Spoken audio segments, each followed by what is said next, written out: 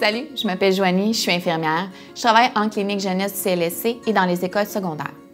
Aujourd'hui, mon but est de te démontrer qu'il est facile de te faire dépister et que c'est tout à ton avantage de le faire afin de te rassurer et prendre soin de toi. Il est important de savoir que les STSS sont courants, peu importe ton âge, ton sexe ou ton orientation sexuelle. Quand je parle des STSS, je fais référence aux infections transmises sexuellement et par le sang, ce qu'on appelait autrefois les MTS.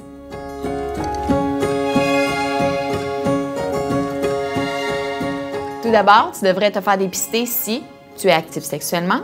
Dis-toi qu'un nouveau partenaire égale un dépistage. Tu as une relation sexuelle non ou mal protégée. Si tu penses avoir des symptômes, à ce moment-là, dépêche-toi de venir nous voir, on va te référer à la bonne ressource. Ton partenaire est présentement atteint d'une TSS. Tu as une relation sexuelle dans les derniers mois avec une personne qui est présentement atteinte d'une TSS.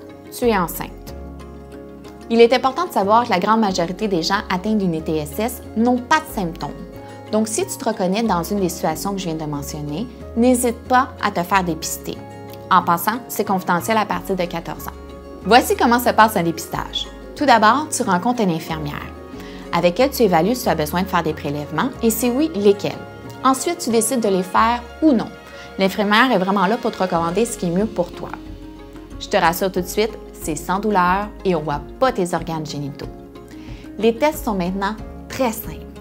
Que ce soit un test urinaire, un prélèvement vaginal ou un prélèvement au niveau de la gorge, l'infirmière te dit comment procéder et ensuite, tu vas les effectuer aux toilettes. Il est important de ne pas uriner 1 heure avant le dépistage. On va se dire, c'est normal que tu te sentes gêné. Mais nous, on est habitués. On est vraiment là pour t'aider, pas pour te juger. Il est recommandé de faire un test de dépistage au moins 1 fois par année, même avec un partenaire stable. Comme je l'ai mentionné, la plupart des gens atteints d'une TSS n'ont pas de symptômes, mais ce n'est pas banal pour autant. Les TSS peuvent avoir de graves complications au niveau de ta santé et de ton bien-être. Par exemple, 3 personnes sur 4 atteintes d'une chlamydia n'ont pas de symptômes. Mais si la chlamydia n'est pas traitée rapidement, elle peut amener l'infertilité. Ou se faire dépister. Si tu désires te faire dépister, je t'encourage à aller voir l'infirmière à ton école. Sinon, tu peux aller à la clinique jeunesse de ton CLSC, voir ton médecin ou composer le 811 afin de connaître l'endroit le plus proche pour te faire dépister. En terminant, voici 2 règles d'or à respecter afin d'éviter de contracter une TSS. 1. Ne te fie pas aux apparences, même si la personne te dit qu'elle est clean, même si tu l'aimes et que tu la connais depuis longtemps. Il y a toujours des risques. 2.